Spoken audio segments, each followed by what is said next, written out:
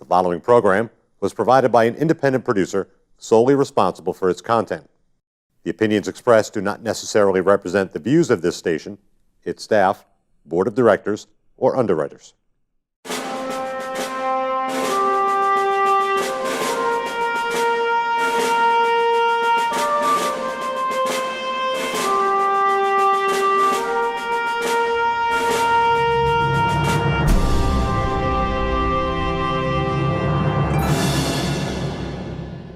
Hello and welcome to Perspectives. My name is David Schoneman and I'm your host on this program. On Perspectives, we take a look at a number of issues that are important to folks here in Nashua. And some of the things that happen outside of Nashua are also important to us. We have local issues, of course, we have state issues, we have national issues, and we have international issues. What we sometimes fail to realize, living here in the States, is that there are many folks in the world who aren't as well off as we are here in this country. And today we're going to take a look at what's happening elsewhere in the world and how we in Nashua can be part of helping others have a better life. With me to talk about this today is Mr. Charles Okorie, who has a very interesting story to tell. He has an organization called the Thank You Project, and we're going to discuss what he's doing in his home country back in Nigeria. Charles, welcome. Thank you very much for coming in. Thank you, David. Glad to have you here. Me. So you have an organization, a nonprofit called the Thank You Project.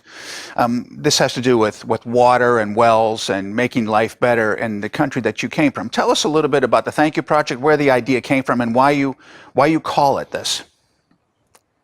Thank you again for having me. Thank You Project is a project that came out of our sense of gratitude to God for everything that we have. I came to this country in 1999 from Nigeria. I'm an architect. Came with my wife and my daughter. And I've been here and I see all the blessings that have been bestowed on me. And I can tell you, most of them, I consider myself not deserving of those, but they just like fall on my laps. A couple of years ago, I wasn't really able to sleep well. Everybody around me felt I was living the American dream and that everything was working out for me. My kids were doing great. And the private schools, National Catholic, St. Chris, and the rest of them, my daughter had just got into Cornell University. Wonderful.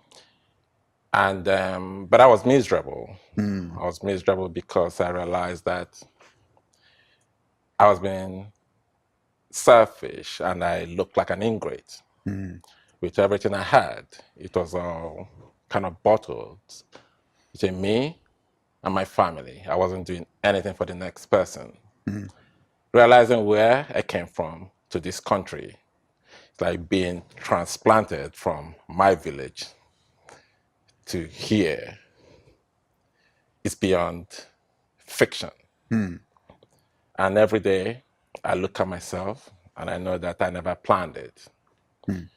Then it dawned on me that I had to do something to show appreciation to God for everything He has done for me.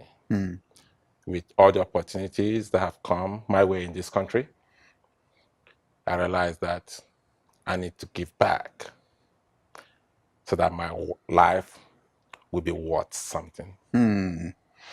It's important to have a life that's worth something. I think as we grow older, we begin to reflect on what is our purpose here. Why are we here? What did God put us here for?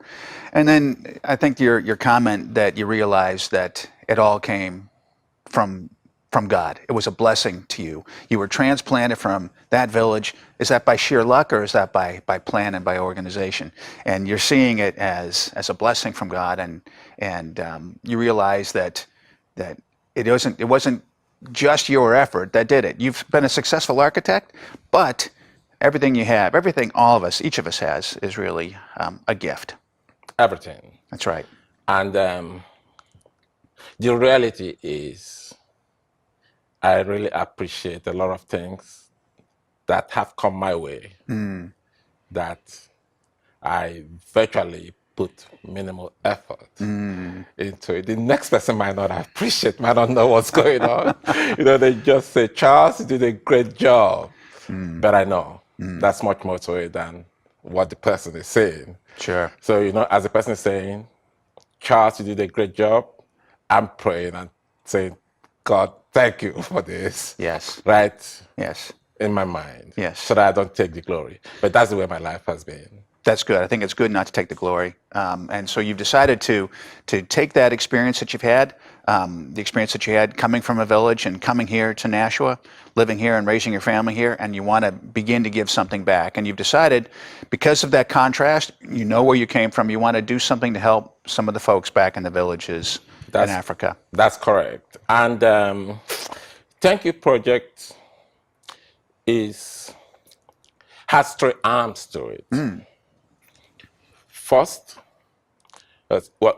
scholarships. We have instituted 2 scholarship programs right now ongoing. Two students in college universities in Nigeria. Wow. A girl and a boy. The girl is going to graduate as a mechanical engineer. Wow, that's great. The boy is going to graduate as a doctor. So we want to train professionals. I didn't go to school here. I went to school in Nigeria before coming here. I see. So I know that you can send kids to college in Nigeria too, and they will turn out okay. The scholarship program, then water. Because we realized that a lot of people in my village die for no just cause. And it's unimaginable what kids have to go through. The diseases that pervade the society, you see diarrhea, you see everything, and they don't even have the right medical system to take care of those diseases. Sometimes they resort to local herbs and superstition, and they just die. I see. When we know we can do something. I realized that this is beyond me. Thank You Project is beyond me. I'm more like a prop for this. We say we're going to reach 1 million people and have them donate $1 each. And we'll have, I know nobody's going to be inconvenienced by giving $1. My daughter drinks coffee from Starbucks, and I think it costs about $5 for a cup of coffee. Sure. So that's $5 a day, let alone just $1 once. Exactly. That if they can rally around all those kids and they just give a cup of coffee, we would have changed the destiny of a people. Yes. How many people are in one of the villages? Like the village you came from, how large is that village, would you say? Okay. My entire community, Ututu, has a population of about 60,000. It's, because the population of Nigeria, most of them are guesswork, right? They don't have an accurate number. I see. But the projection is about 60,000, the entire community. Then within the community, we have 19 villages in Ututu. And each village is made up of about 3,000 people.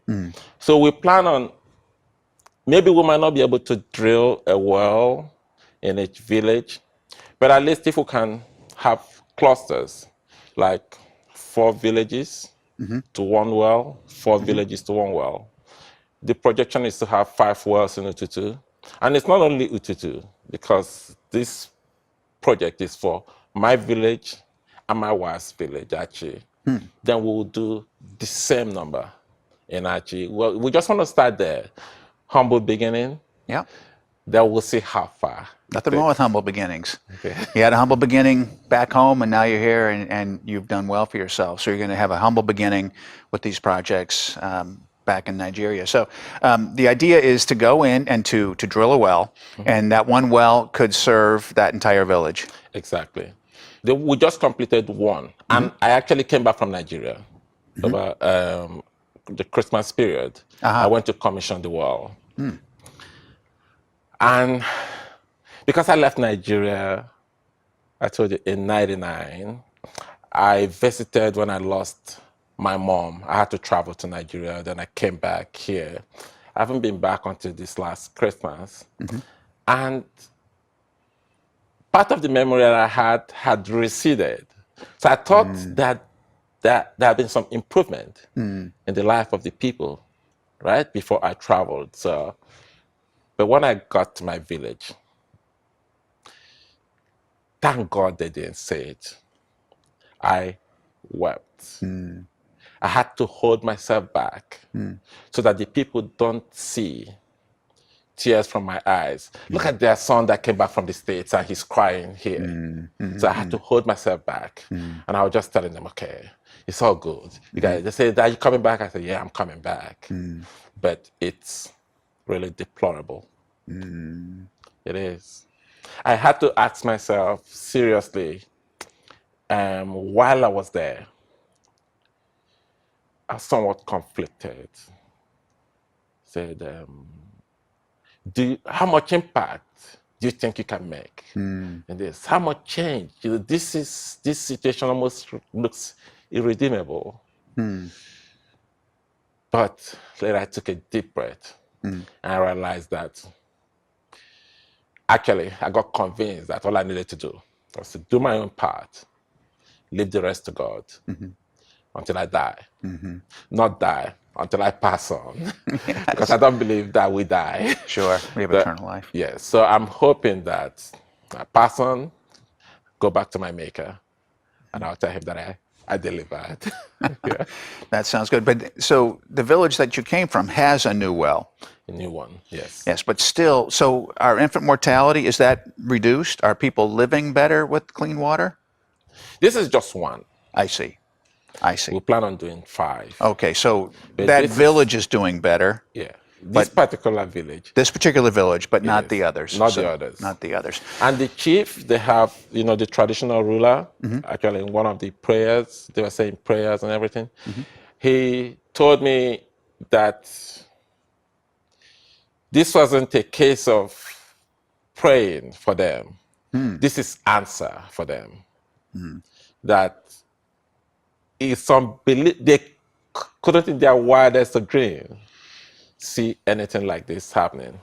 Because prior to that, they have different seasons. The rainy season, the dry season. During the dry season, let's say they have a stream, not really clean, right? Right. Maybe a mile away. Then that's in the rainy season. Then during the dry season, that particular stream or puddle, whatever, might dry up. And they'll have to walk another mile to get to where the next water location is. And it might be in another village.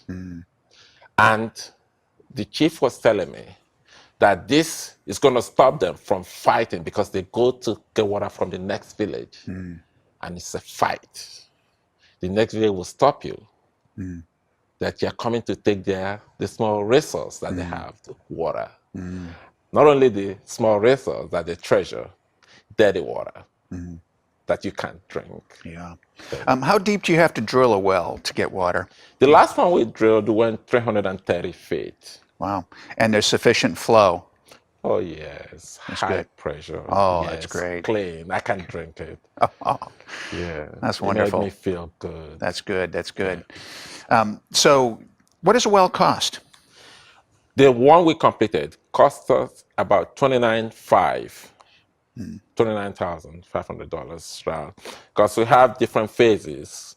We drill, we cap, we build a tower that is going to hold the tanks like a reservoir. I see. That will hold close to 5,000 gallons. Wow. At least, yes.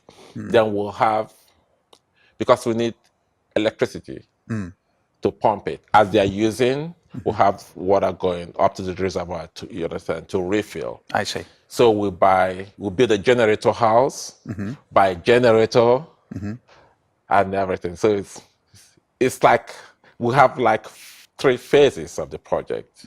That the generator house and the tower, the tank, the stanchions, and everything, and complete. So how close are you financially to the second well? We had a $5,000 matching donation recently and we have another more than about 5,000 now. So we have over 10. I'm positive, but that's not close to completing that well. And I want to also use this opportunity to tell you exactly everything that's been going on. Like I Okay. said, this is beyond me as an individual. I'm more like I'm just an instrument that is being used to play this music, right? The churches, the schools. I'll start with First Church Nashua, Methodist Church on Main Street, Presbyterian Church, the Lutheran Church. All, it's unbelievable. They've owned this. They just say, okay, Charles, here's what we need to do. Now the schools, I have Nashua Catholic. I have a school, St. Paul in Concord, New Hampshire. I have a Ward Academy here. Great. Different Elm Street Elementary School. Wonderful. St. Christopher School. So we have all these the kids. Actually, the kids are the people that own this because they come and they walk and they go back. They tell their parents when is the next water walk. Wow, that's great. So we have a water walk coming up in September. That's correct. This is a local event. It's a fundraising event. Why do you call it a water walk? What do you do at the water walk event? We are trying to mimic in some way or replicate what goes on in the village. They walk close to, on the average, 10 miles a day for water because they wake up in the morning, they go to the stream, come back. That's the kids before they go to school.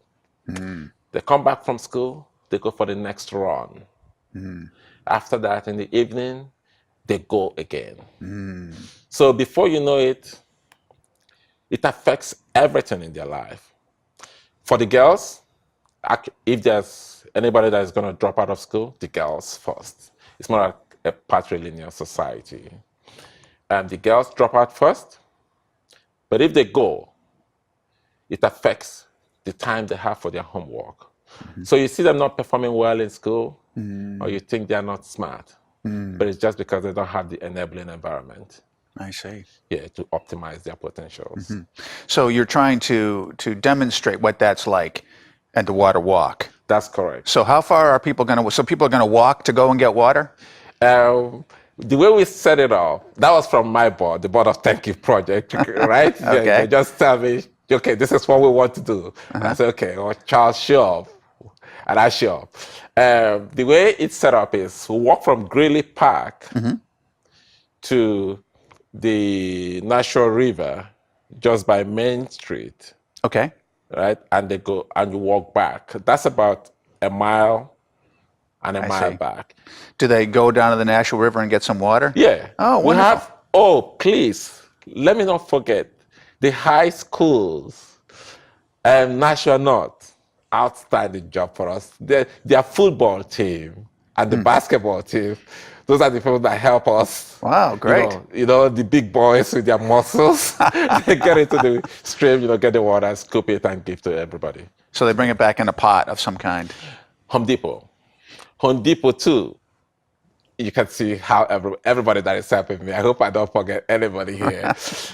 Home Depot gives us at least 200 buckets. You know the orange buckets? Orange buckets, Orange yes. buckets. Let's do it. I see. Then that's what they use to walk. And everybody wears, I brought this. Everybody wears this T-shirt that says water walk. Right down and up, and you get this T-shirt just with $25 donation. Wow, that's great. And that's it. Yep. And you take it home. I come back the next year. So that's what we've been doing. And so this is an annual event? Annual event. We've done it for, this is our 4th year. And I don't really know how to thank some people that have motivated and encouraged me in this. Starting with Mayor Dunches. It's unbelievable that, the mayor says, Charles, okay, I'm going to help you. He came and even addressed one of the walk the last time, spoke about and Yeah. encouraged us to keep doing what we're doing. And the other time, Senator Kelly Ayotte was at the water walk too, to encourage us to do what we're doing. So Charles is just a prop for this. It's beyond me. There are lots of people that are involved in this. That's why I feel comfortable and confident that we are going to accomplish everything we've set out to do. Well, that sounds great. So your goal is to do one well a year, At least. at least one well a year, to try to raise the $29,500 roughly That's correct. to get this done. And folks can, here in Nashua, can of course participate by coming to the walk or by contacting you through your website. We have an opportunity from Nashua here to share some of the blessings that we've enjoyed in this country and That's certainly correct. in this city, That's to correct. plow back into villages back in your home. That's correct. It's really beyond me. Before now, I don't know if I told you this, I wasn't really able to sleep well. But since we started this, You're sleeping well now. I'm sleeping like a baby. That sounds good. It sounds like you were hounded by heaven to get up and do something. Yeah, I believe that to him much is given. So much more is expected. That's I feel so much has been given to me. Now the onus is on me to give back. well, but the giving back is out of what you've been given. You're not asked to give more than what you've been given. You're asked to give a portion. That's correct. And so it's a portion of your time, a portion of your resources. It's some of the creativity that you've been given. We've all been given incredible skills, and we start thinking about the things that we're able to do to organize. So here you were able to form this nonprofit, and you organized this, and you formed a board. We talked about how you formed your nonprofit, and the folks up in Concord said, you need a board. Yeah. So now you have a board, right? Yeah, So you were able to board. get people on to help you out with that. Yeah, this has been a tremendous experience for me, beyond my imagination, beyond my expectation, beyond the wildest of my dreams. And I can't thank God enough. I know for a fact this is just the tip of the iceberg. I know that. How so? Yeah, because from personal experience, I know what God has done for me. I see. Yeah, and I know that drilling a well is child's play I see. to what God is going to do. Yes, I know that. So there are more folks like you, the more people who get involved, who want to give something back, the more can be done. Exactly. And God takes what you're doing and he's going to multiply that into Yes, even more. Exactly. We are projecting to, if possible, franchise this. Yeah, I got a call from Maryland to come and talk to some kids in a school. Wow. Yeah, I got a call from California, some people that looked at the website and said they wanted to know what we're doing. So I know it's beyond Nashua. I know it's beyond anybody's imagination. How did they find your website? Our website, www.thankyouproject.org. How did they find it? Did they just search for it or did they know who you were? They didn't know. Look, I don't know. Looks like they just Googled water project or something And it for popped up. Africa, and it popped up. Yes. Oh, that's great. Yes, I was surprised. And they thought I was next door, really, the people in California. And they wanted me to come. Same thing with the Maryland school. Yes, so a teacher called me, and they didn't know I still had my work to do and my family, to my kids to take care of. But I'm hoping with time, as soon as my kids get bigger, I have more time to invest into this. I see. With our other members of our board. So your goal is to go back once a year, if possible? That's a given, yes. Okay. It's possible, yes. Do you go by yourself, or do you take others with you? Do you take a team with you to do you go back and do the work, or do you contract for all the work? We contract all the work. Right now, because of financial constraints, right, we're not able to take a team with us. But our projection is to have the board, if possible, actually go and hold a water walk in my village or my wife's village in Nigeria.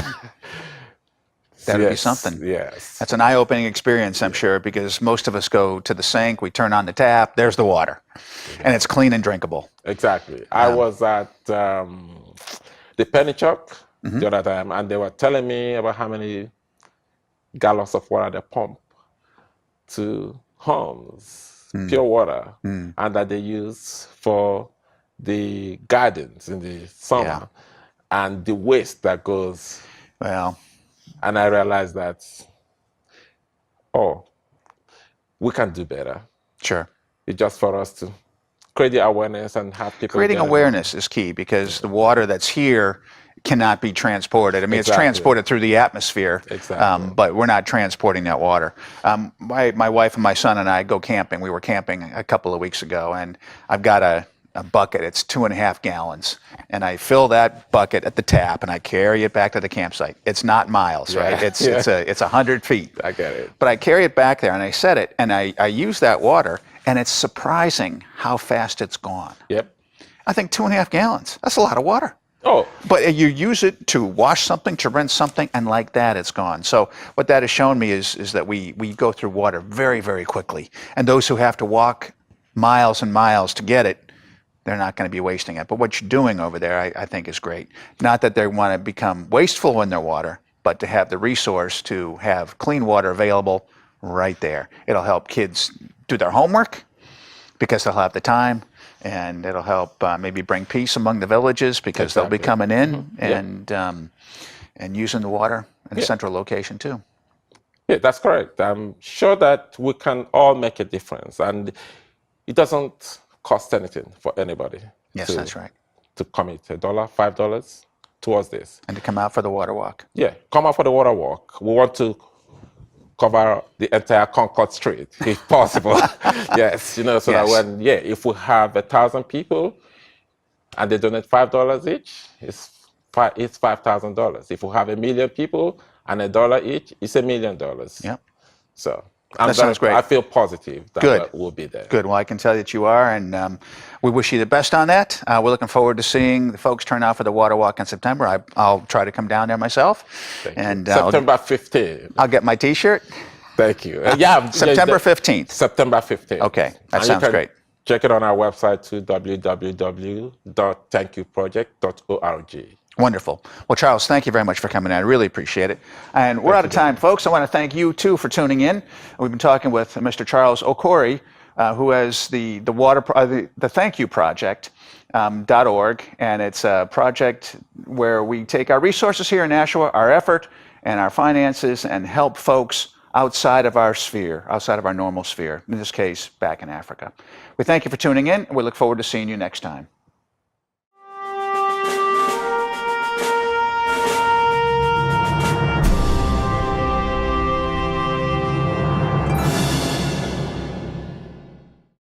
The preceding program was provided by an independent producer solely responsible for its content. The opinions expressed do not necessarily represent the views of this station, its staff, board of directors, or underwriters.